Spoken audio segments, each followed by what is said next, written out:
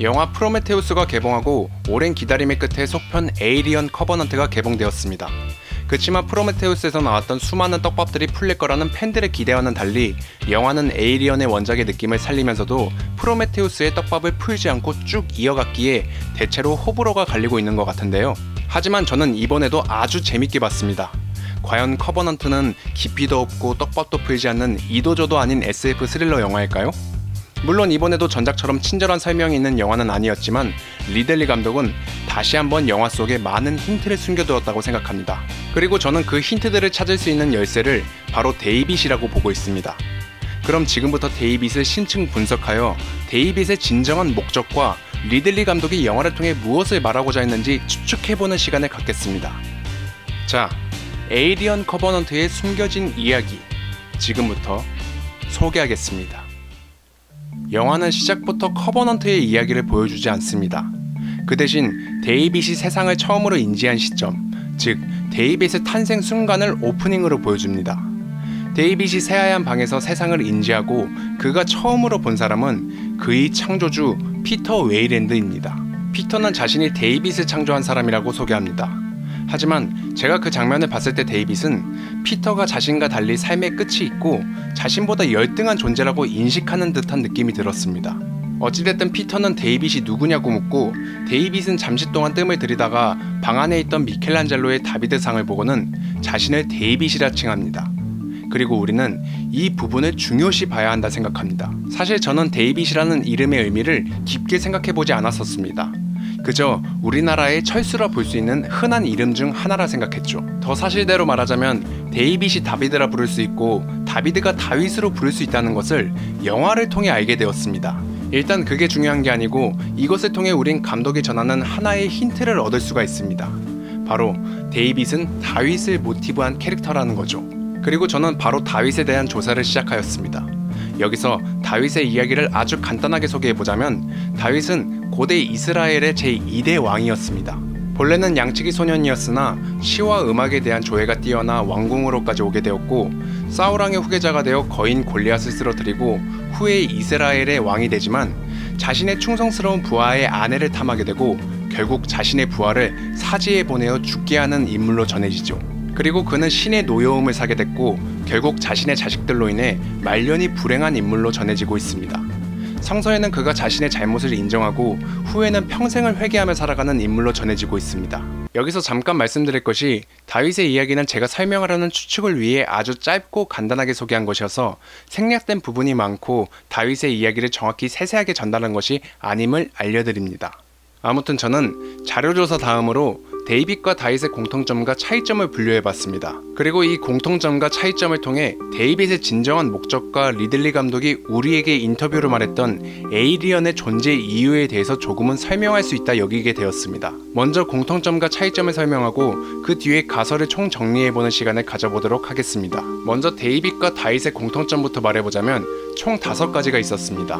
우선 첫 번째로는 양치기 출신 다윗과 인간의 다양한 편의와 위험으로부터 지켜주는 데이빗의 출신이 비슷하였습니다. 둘 다 출신 성분이 높지 않다는 공통점이 있었죠. 그리고 두 번째, 다윗과 데이빗은 둘 다 예술을 사랑한다는 점. 세 번째로는 둘 다 거인을 죽였다라는 점입니다. 골리앗과 다윗의 전설은 누구나 들어본 이야기라 할 수 있겠죠? 거인 골리앗을 다윗이 돌팔매질로 제압하여 죽이게 됐고 후에 이 사건이 다윗이 왕이 될 수 있는 기틀을 마련한 사건이라 생각합니다. 그리고 설명이 필요한 데이빗이 거인을 죽였다라는 점은 영화를 자세히 보신 분들은 아시겠지만 커버넌트의 선원들이 미지의 행성을 탐사하고 외계의 우주선을 발견하여 그 안에 조사할 때 선원들은 엔지니어의 석상을 발견하게 됩니다. 선원들은 그 석상을 보며 외계 생물체란 표현 대신 거인이란 단어로 그 표현을 대신하는 장면이 있습니다. 아주 잠깐 나온 대사이고 자막으로 본 것이기에 정확한 증거라고 확신은 못하지만 우선은 그 표현이 맞다는 전제하에 추측을 계속해보겠습니다. 이 표현이 맞다면 데이빗도 다윗과 같이 거인을 쓰러뜨린 존재가 됩니다. 비록 다윗처럼 짱돌을 사용하는 대신 대규모 항아리를 투척하여 거인들을 죽였지만 분명 공통점이라 볼 수 있지 않을까요? 그리고 네 번째, 둘은 결국 왕이 되었다는 점입니다. 다윗은 이스라엘의 제2대 왕이 되었고 데이빗은 엔지니어를 없앤 곳에서 자신만의 요새를 만들어 그곳에서 에이리언을 실험하고 탄생시키는 것을 반복합니다. 하지만 그도 자신의 피조물들을 사랑으로 대하는 게 아닌 그의 창조주인 인간처럼 복종을 요구합니다. 데이빗이 에이리언들에게 복종을 요구한다고 생각하는 이유는 커버넌트의 선장과 데이빗이 나눈 대화 속에 데이빗이 선장에게 에이리언을 대하는 방법을 알려주며 이 행동을 취하면 그들의 복종을 얻어낼 수 있다는 장면이 있습니다.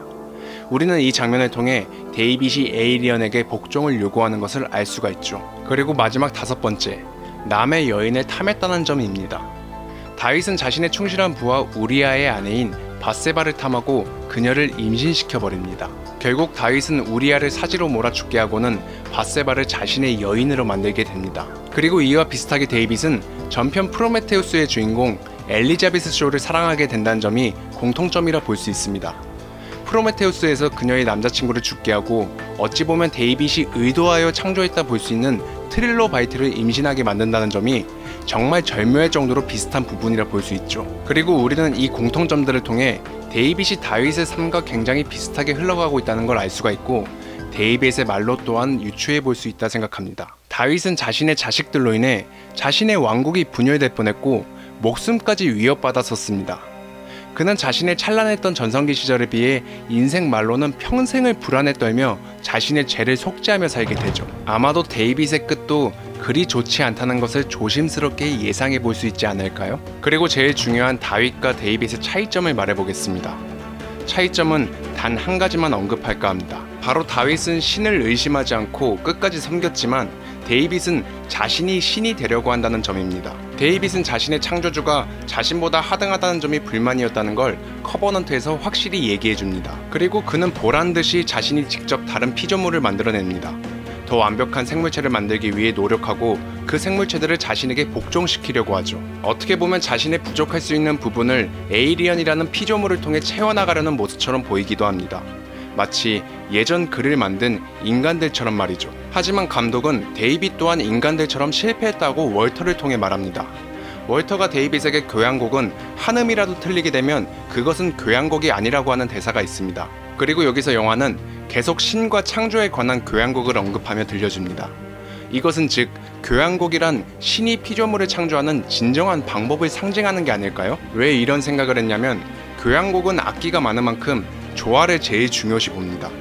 그리고 영화는 아마도 창조에서 제일 중요한 것을 조화라고 말하고 있는 게 아닐까요? 그리고 이것을 통해 우리는 데이빗이 진정한 창조를 해내지 못했다는 것 또한 알 수 있게 되죠.